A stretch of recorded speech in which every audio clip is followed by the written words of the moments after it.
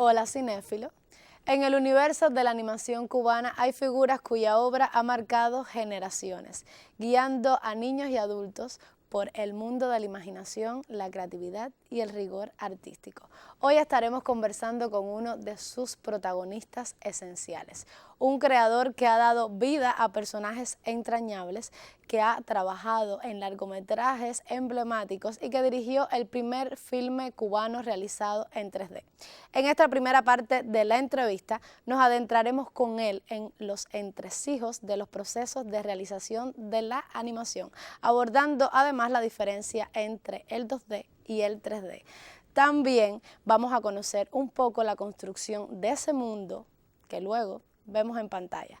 Así que ya sabes, disfruta la entrevista y luego recuerda los acostumbrados comentarios que hace Joel del Río sobre una película de actualidad.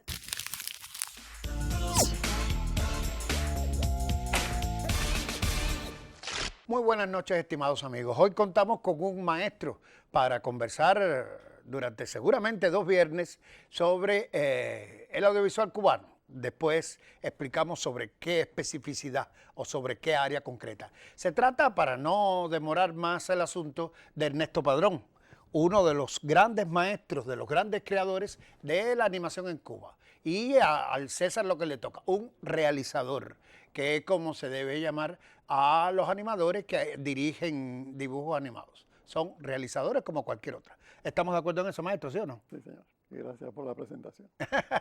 No, la merecida. Incluso me quedé un poco por debajo. Ernesto, ¿cómo llegó usted al tema de la animación? ¿Venía del dibujo, del diseño? ¿Cómo es la historia? Que suele ser más o menos común en casi todos los animadores. Bueno, la historia empieza de niño. Tanto mi hermano y yo, fanáticos a la historieta. Su hermano Juan. Mi hermano Juan y al cine de animación. El cine de animación, porque todo nos interesaba, no solo el dibujo, sino también las maquetas, los Muppets. Lo que le llaman el stop motion. Y siempre tuvimos el deseo y la aspiración de hacerlo nosotros. Pero tú sabes que la vida te lleva por lugares por unos insospechados. caminos, ya tú sabes. Y entonces, en mi caso, primero fui en el servicio militar, hice como diseñador gráfico con un famoso diseñador en la FARC que se llamaba Eduardo Bosch. Y ahí me formé, aunque yo no quería, yo le dije a Bosch, yo lo que quiero hacer es dibujo animado y historieta. Pero él me enamoró del diseño. Siempre tuvo una vocación marcada por la animación. Y incluso trabajé años como diseñador gráfico, haciendo carteles, vallas, que eso también te ayuda a tu formación en el cine, ¿no? Supongo, porque el cine claro. tiene todas las artes. Después, la vida me llevó a dirigir una revista, la revista Zum Zum, durante 15 años. Y también, o sea, me gradué en ese tiempo de periodista. Eso era sobre los años, ¿qué? 80. Ese era ya los años 82, el Zum Zum.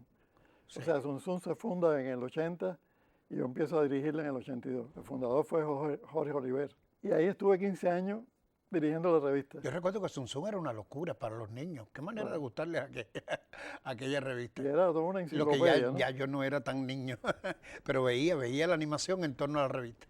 Y por fin en el año 98 fue que empecé a trabajar en el dibujo animado en el ICAI. ¿Y cómo fue esa transición, ese paso?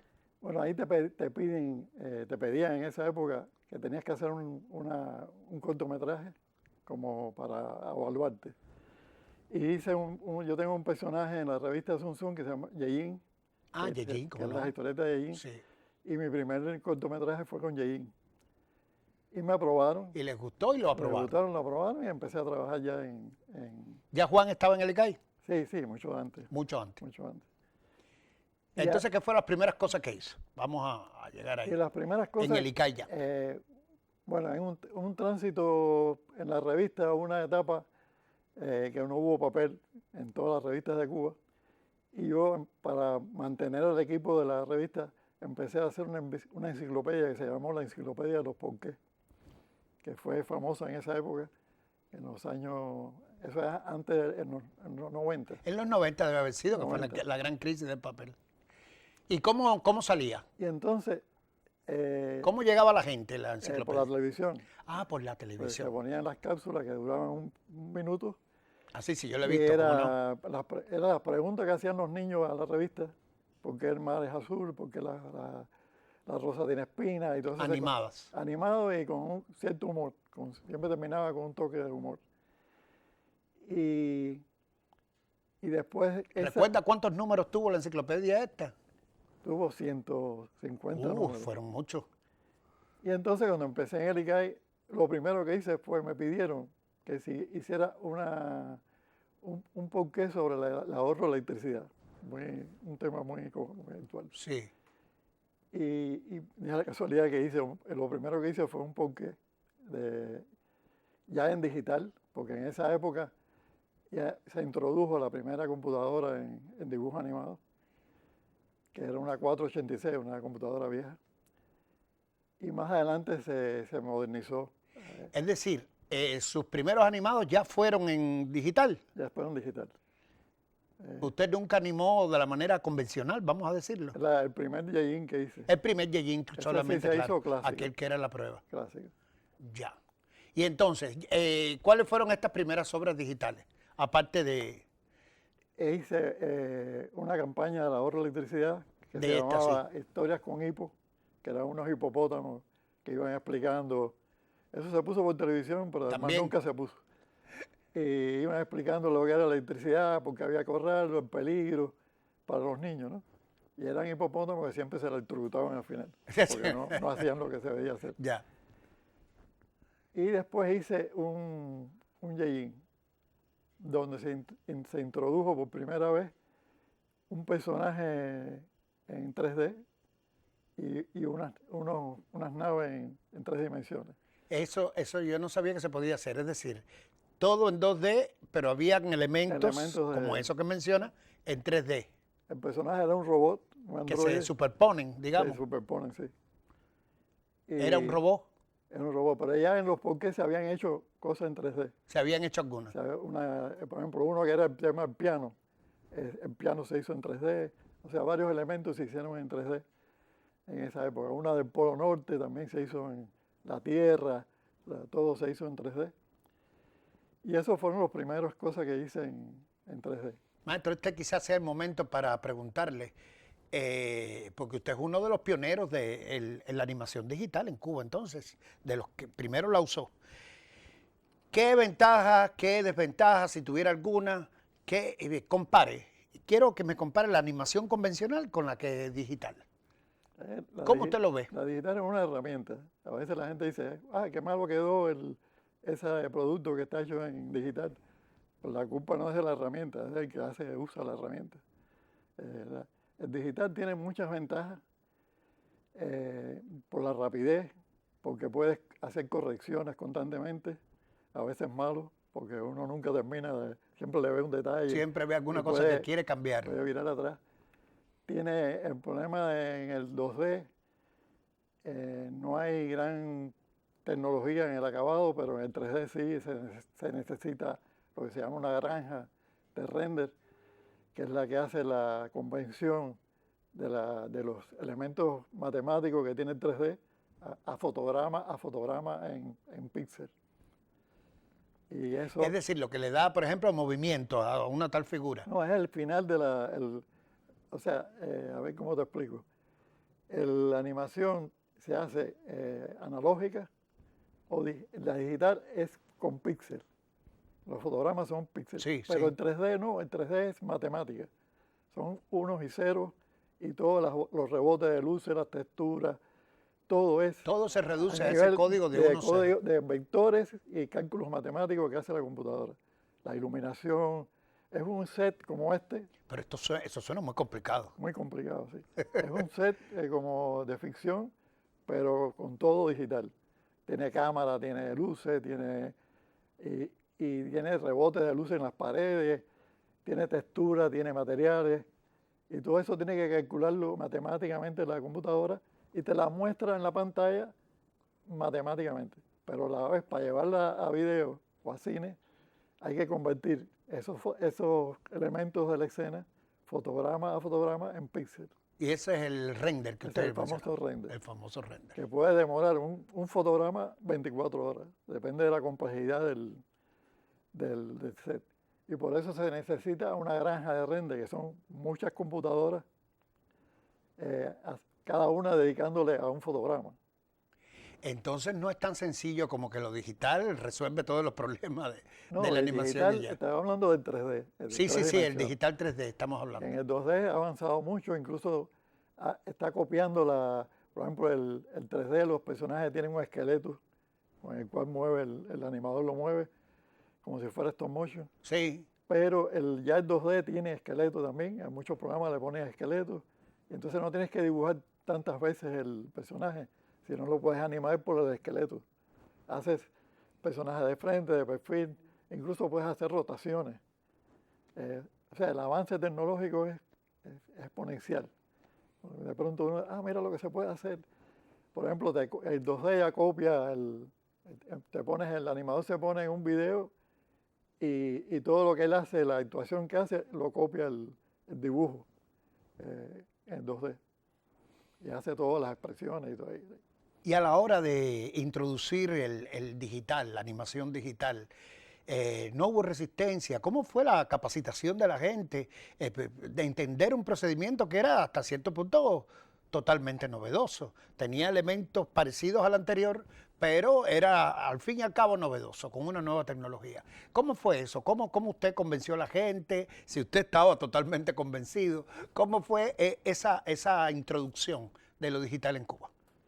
Primero yo venía de la experiencia de los porqués que te hablé. Sí. Que era en una empresa que se llamaba Imágenes S.A., que tenían una computadora que ya no existe, que se llama Commodore, y que era lentísima trabajando. Pero yo tenía ya la experiencia de ese trabajo, después hubo una 486 ahí. Cuando llegué a ICAI, lo que había era la prueba lápiz, se hacía digital. La prueba lápiz es coger todos los dibujos, pasarlo por cámara y ponérselo a los animadores. Eso antes se hacía, que había que mandarlo al laboratorio, se demoraba como 15 días. Y ahí los animadores que ven claro, los errores que tienen, ¿no? Y entonces con el que operaba la prueba lápiz, que ya tenía experiencia en lo digital, llegó a los estudios, convencía a Camilo Vives, que era en ese momento el productor, sí, de comprar una 486 con una tarjeta Perception, que ya no existe tampoco, que en ese momento, y una pluma Wacom, que era para dibujar en la tablet directo al monitor. Directo al monitor, ya. Eso llegó y los Reyes Magos llegaron con una cosa extraordinaria. No, y agilizaba el trabajo muchísimo, Y supongo. entonces ese compañero que trabajaba en la prueba lápiz y yo formamos un equipo y empezamos a hacer producciones. En paralelo seguía existiendo lo clásico. Lo clásico, claro. Lo clásico, que era el acetato. El acetato, retratarlo uno por uno. Siguió duró muchos años después. Después se fue comprando más equipamiento y se fue creciendo, capacitando a los animadores a que animaran en los programas que eran totalmente nuevos para ellos. Los programas también fueron evolucionando y eran de un programa que era el Animator Studio, que era en MS2, Sí, sistema me SMS2. acuerdo del Y MC2. después pasó a Windows, un Animator Studio para Windows. Después vino un programa italiano, Toon Boom.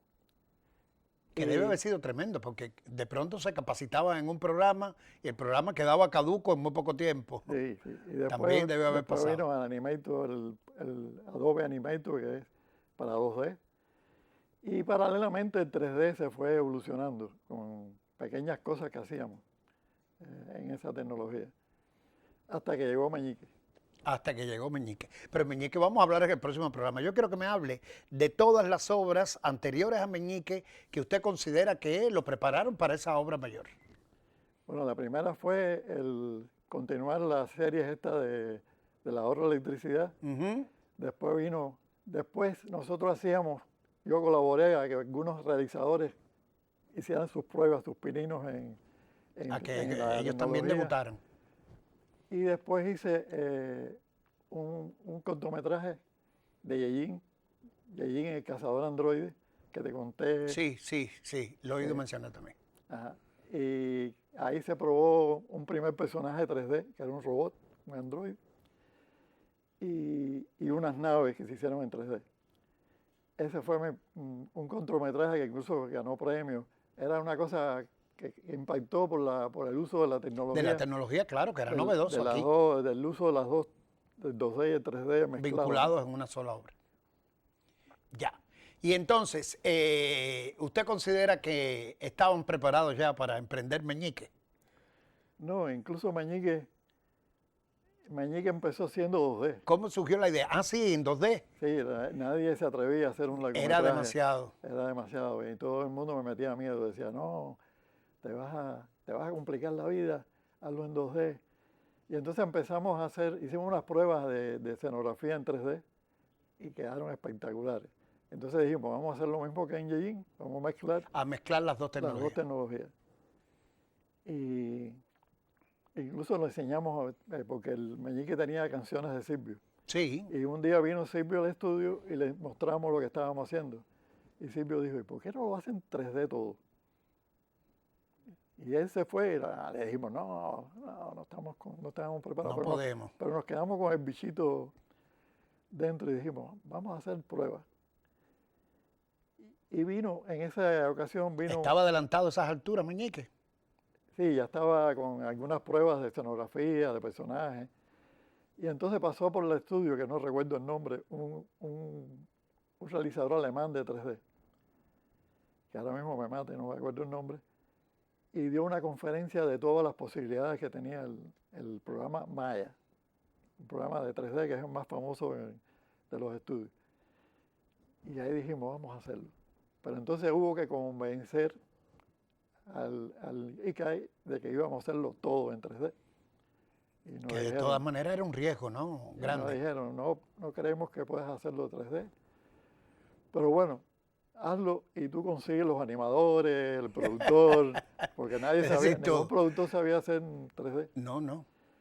Y entonces fue increíble, fuimos encontrando los primeros especialistas y esos llamaban a otros especialistas y decían, el que sabe hacer el esqueleto de los personajes es fulano. es Ese fulano, mismo lo venía. llamábamos, daba un curso, preparaba más gente, todos de fuera del estudio, o sea, muy pocos eran del estudio de animación.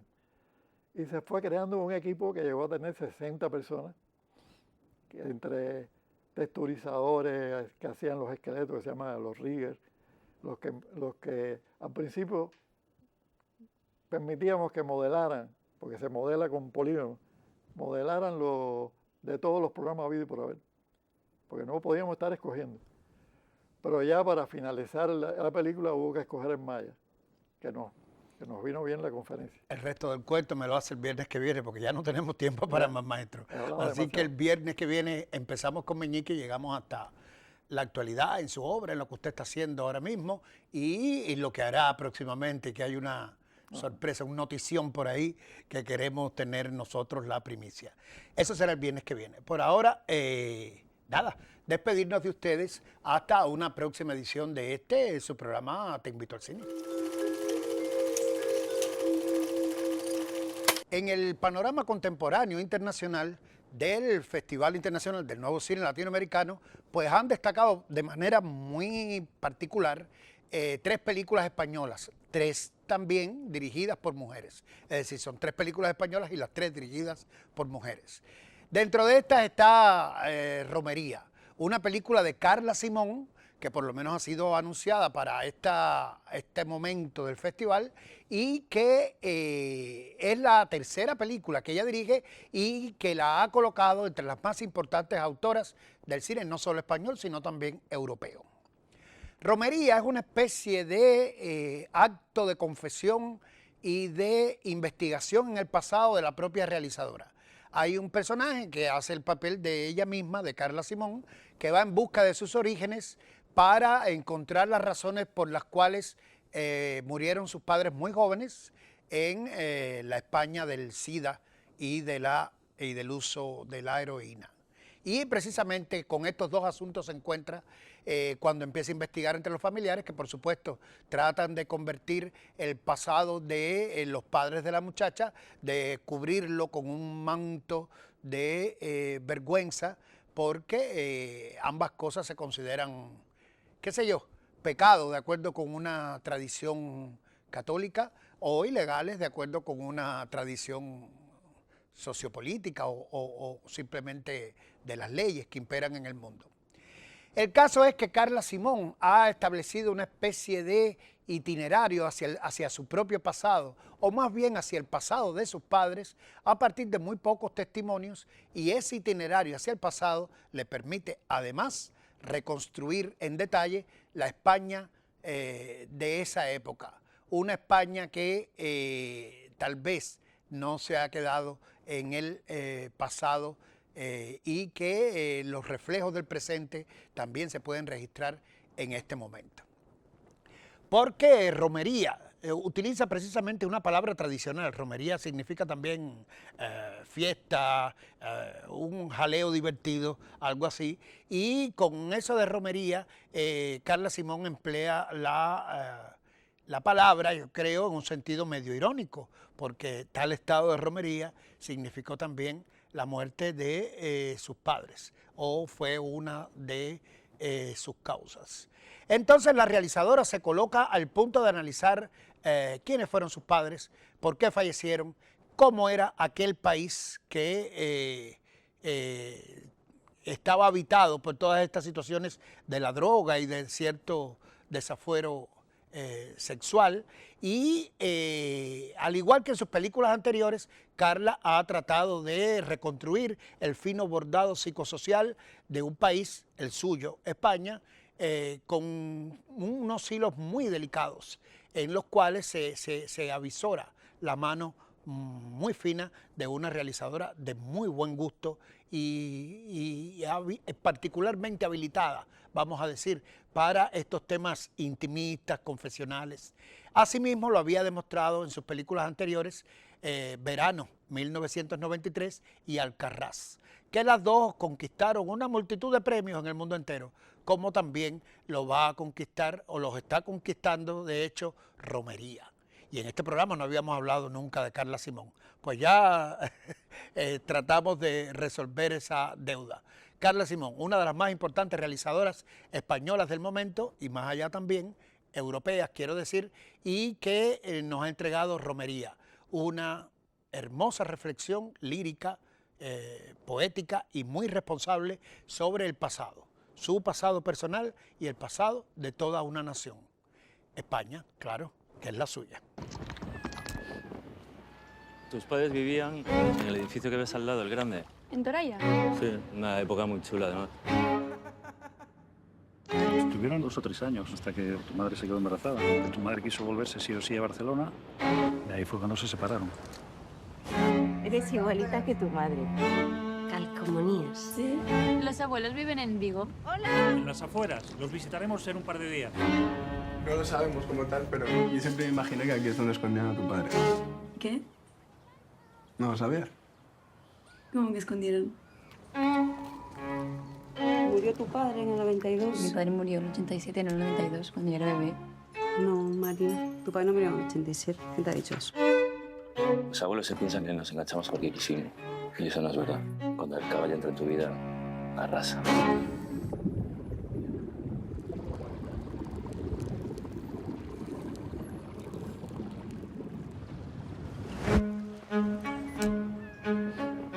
Y aquí pone que no tenía hijos.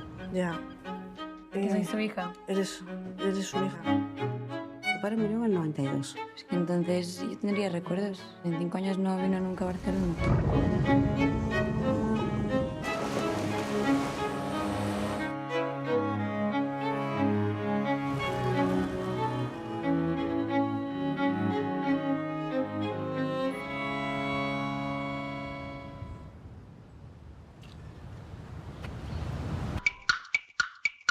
Amigos cinéfilos, y así concluimos esta primera parte de conversación con Ernesto Padrón, un verdadero referente de la animación en Cuba.